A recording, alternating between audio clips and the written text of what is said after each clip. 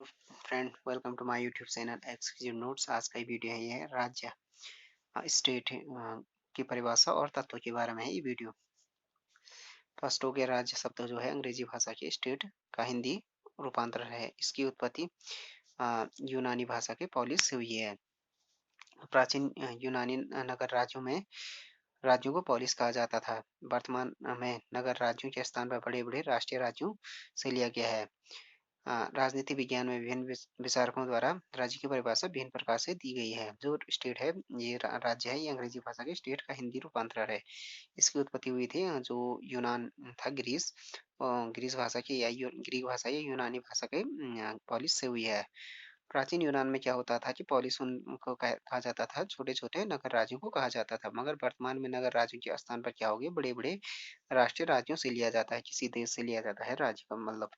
States मतलब जैसे state है उत्तराखंड या उत्तर प्रदेश या मध्य प्रदेश या कर्नाटक, इनसे मतलब नहीं है स्टेट। राज्य का राज्य मतलब भारत या यूएसए और जैसे श्रीलंका हो गया और इंग्लैंड, इनसे है राज्य का मतलब। राज्य का परिभाषा है या कुछ विद्वानों के द्वारा डिफरेंट डिफरेंट जो विद्वान है उन्होंने दिया। फर्स्ट है एरिस्टोटल या अरस्तु। राज्य परिवारों तथा ग्रामों का एक संघ होता है जिसका उद्देश्य एक पूर्ण एवं आत्मनिर्भर जीवन की स्थापना है, जिससे हमारा अभिप्राय सुखी एवं सामान्य जीवन से है। अरस्तु ने कहा था कि राज्य क्या होता है, परिवार तथा ग्रामों का एक संघ होता है जिसका एक उद्देश्य क्या होता है, एक पूर्ण राज्य पूर्ण एवं आत्मनिर्भर जीवन की स्थापना है, जिससे हमारा अभिप्राय सुखी एवं सामान्य जीवन से है। दूसरा हो गया सिसरो। राज्य एक ऐसा बहुसंख्यक समुदाय है जो अधिकारों की समान भावना तथा लाभ उठाने में अपनी में आपकी सहायता द्वारा जुड़ा हुआ है। तीसरा हो गया बौद्धा। राज्य परिवारों तथा उसकी सारी संपत्ति का एक समुदाय है जो एक सर्वश्रेष्ठ सत्ता तथा विवेक द्वारा शासित है। उसके बाद बिलोवी ने दी है राज्य की परिभाषा। राज्य मनुष्यों के उस समाज को कहते हैं जिसमें एक ऐसी सत्ता पाई जाती है जो अपने अंतर्गत व्यक्ति तथा व्यक्तियों के समूह के कार्यों पर नियंत्रण रखती है, लेकिन वह स्वयं किसी नियंत्रण से मुक्त है। देन हो गया गार्डनर की परिभाषा। यहाँ पे गार्डनर ने कहा है कि राजनीति विज्ञान क्या है और सार्वजनिक कानून की धारणा के रूप में राज्य थोड़े या अधिक संख्या वाले संगठन का नाम है जो अस्थायी रूप से पृथ्वी के निश्चित भाग में रहता है, और तो वह बाहरी नियंत्रण से संपूर्ण स्वतंत्र और लगभग स्वतंत्र हो और उसकी एक संगठित सरकार हो जिसका आज्ञाओं का पालन हो, जिसकी आज्ञाओं का पालन क्या हो, अधिकतर जनता आवेदन करती हो। तो गार्टनर की जो डेफिनेशन है सबसे परफेक्ट है। राजनीतिक ज्ञान और सार्वजनिक कानून की धारणा के रूप में राज्य थोड़े या अधिक संख्या वाले संगठन का नाम है जो अस्थायी रूप से क्या हो, पृथ्वी के निश्चित भाग में रहता हो। वह बाहरी तथा बाहर नियंत्रण से क्या हो, संपूर्ण स्वतंत्रता लगभग स्वतंत्र से है।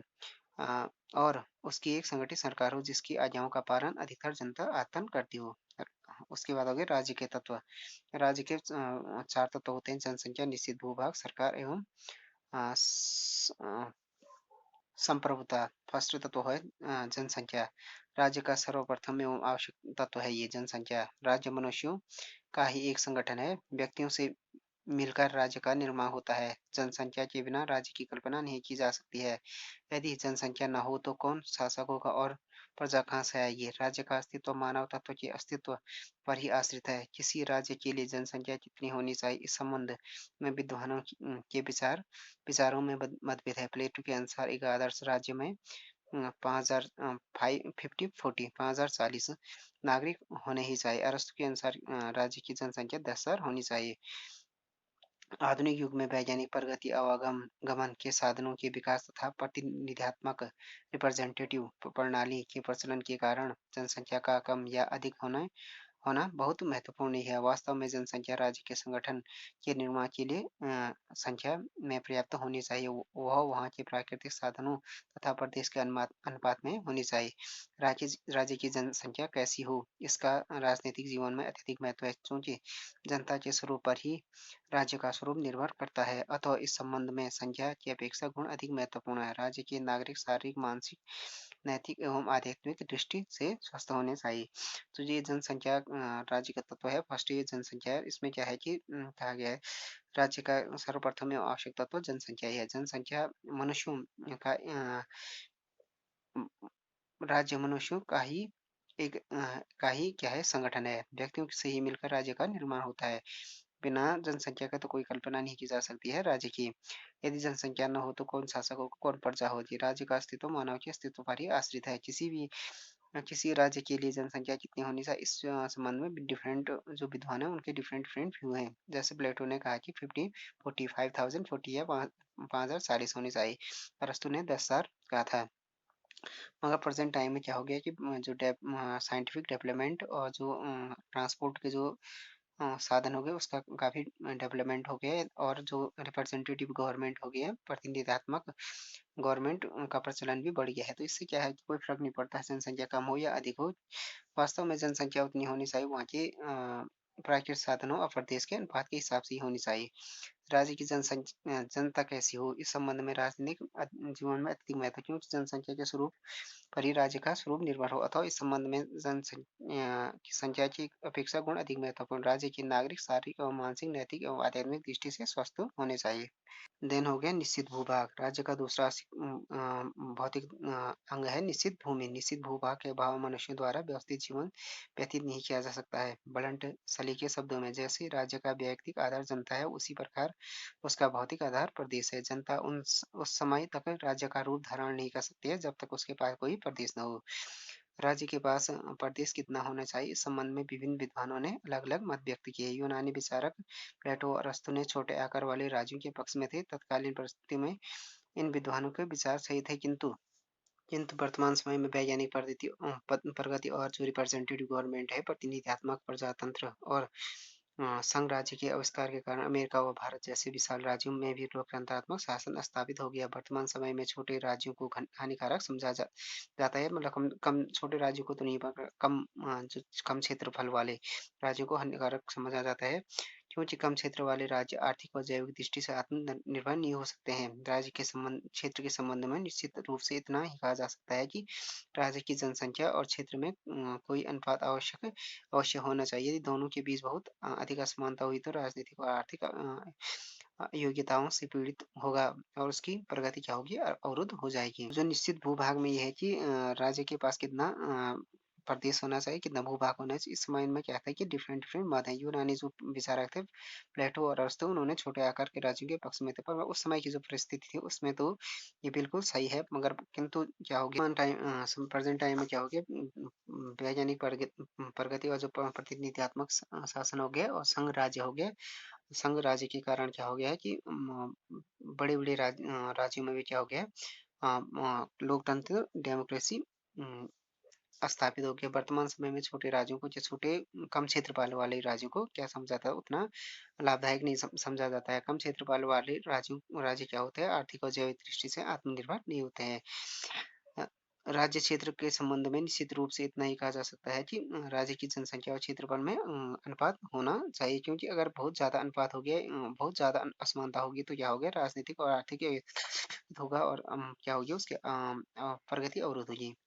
देन हो गया तीसरा तत्व हो गया सरकार। किसी भी प्रदेश के निवासी तब तक राज्य का रूप धारण नहीं कर सकते हैं जब तक कि उसका एक राजनीतिक संगठन न हो।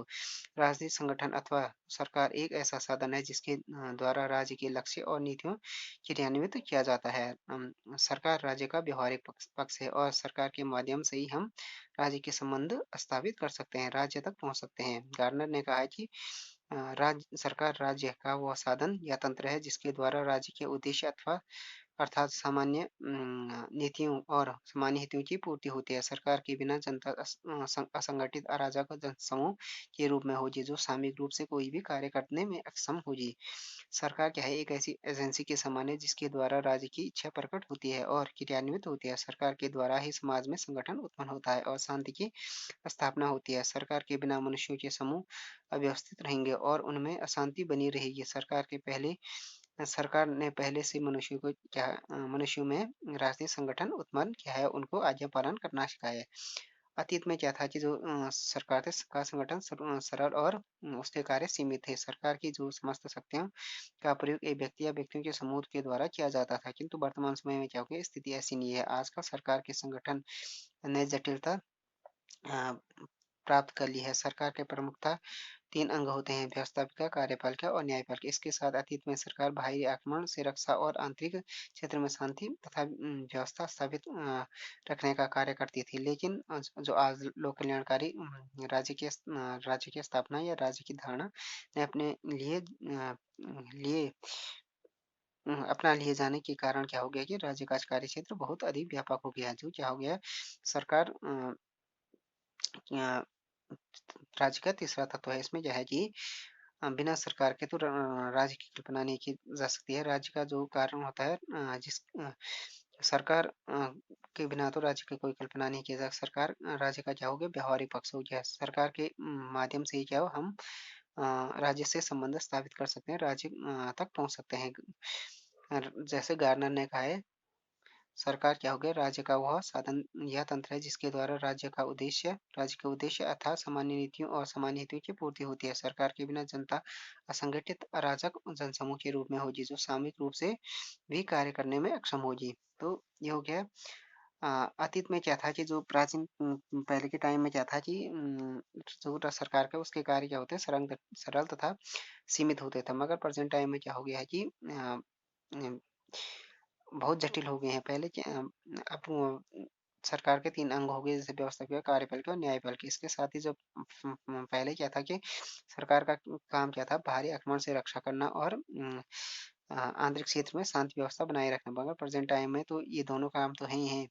उसके साथ ही क्या हो गया, जैसे लोक कल्याणकारी राज्य के स्थापना के कारण क्या हो गया है कि सरकार के कारण इसमें हो गया, जैसे हेल्थ में हो गया, एजुकेशन हो गया, या कोई भी प्रॉब्लम हो गया, तो अ, उसको सॉल्व करना भी क्या हो गया, राज्य का काम हो गया। उसके बाद हो गया, चौथा हो गया संप्रभुता। संप्रभुता राज्य का सर्वाधिक महत्वपूर्ण तत्व है। संप्रभुता क्या हो गया, राज्य का प्राण है। इसके अभाव में राज्य अस्तित्व में नहीं आ सकता है। किसी भी निश्चित प्रदेश में रहने वाले सरकार संपन्न लोग ही उस समय तक राज्य का निर्माण नहीं कर सकते जब तक कि इनके अधिकार में संप्रभुता न हो। राज्य संप्रभुता से अभिप्राय है कि राज्य अपने क्षेत्र में स्थित सभी व्यक्तियों तथा समुदायों को आज्ञा प्रदान करे, इन आज्ञाओं का पालन करा सके तथा बाहरी नियंत्रण से पूरी तरह मुक्त हो। इसके आंतरिक तथा बाह्य 2 पक्ष होते हैं। एक हो आंतरिक संप्रभुता, दूसरा हो गया बाह्य संप्रभुता। इसका अभिप्राय हो गया कि राज्य के भीतर कोई अन्य प्राधिकार नहीं हो सकता है जो इसके बराबरी का दावा कर सके। बाह्य क्षेत्र में इसका आशय है कि राज्य हर प्रकार से विदेशी नियंत्रण से मुक्त हो। तथापि कोई राज्य किसी राष्ट्रमंडल अथवा यूएनओ की सदस्यता के रूप में अंतर्राष्ट्रीय दायित्व स्वेच्छापूर्ण स्वीकार कर ले। प्रभुसत्ता का अस्तित्व कानून के रूप में प्रकट होता है। यही कारण है कि राज्य का कानून सभी संबंधित पक्षों के लिए अनिवार्य तथा इसका उल्लंघन करने पर समुचित दंड दिया जाता है। तो संप्रभुता ये हो गया कि राज्य का सबसे महत्वपूर्ण तत्व है। संप्रभुता क्या है, राज्य का प्राण है। इसके अभाव में राज्य की अस्तित्व की कल्पना नहीं की जा सकती है। किसी प्रदेश में रहने वाले सरकार संपन्न लोग भी उस समय तक राज्य का निर्माण नहीं कर सकते जब तक इनके अधिकार में संप्रभुता न हो। राज्य की संप्रभुता से अभिप्राय यह है कि राज्य अपने क्षेत्र में स्थित सभी व्यक्तियों और समुदायों को आज्ञा प्रदान कर सके और इन आज्ञाओं का पालन करा सके तथा बाह्य नियंत्रण से मुक्त हो। इसके आंतरिक तथा बाह्य 2 पक्ष हैं। तो आंतरिक में ये हो गया कि सभी जो भीतरी के इसका अभिप्राय ये हो गया आंतरिक है कि राज्य के भीतर कोई अन्य प्राधिकार न हो। मतलब राज्य के अंतर्गत क्या हो, राज्य के अंतर्गत कोई अन्य संस्थान ऐसी न हो जो कि राज्य को क्या राज्य को आदेश दे सके। राज्य ही क्या करेगा, किसी संघ या उसको आदेश दे सकता है। जो राज्य के अंतर्गत मतलब राज्य के बराबर कोई संस्था न हो। बाहरी संप्रभुता से मतलब है कि वो बाहरी नियंत्रण से पूरी तरह मुक्त हो, कि वो किसी विदेशी ताकत या विदेशी या दूसरे राष्ट्र के दबाव में न हो, या दूसरे देश से उसके सरकार को सरकार न चलाए जा सके। तो इस बगन इसमें ये है कि कोई भी राष्ट्र क्या है कि राष्ट्रमंडल और यूएनओ की सदस्यता लेने की क्या हो सकता है, स्वेच्छापूर्ण स्वीकार कर सकता है। प्रभुसत्ता का अस्तित्व कानून के रूप में प्रकट होता है। यही कारण है कि राज्य क्या हो गया, राज्य का कानून क्या हो गया, सभी पक्षों के लिए अनिवार्य तथा इसका उल्लंघन करने पर क्या हो गया, दंड दिया जाता है। तो फ्रेंड्स, ये वीडियो हो गया राज्य की अर्थ परिभाषा एवं तत्व के बारे में ये video. Thanks for watching this video. If you like this video, please subscribe my channel and like, share and comment on this video.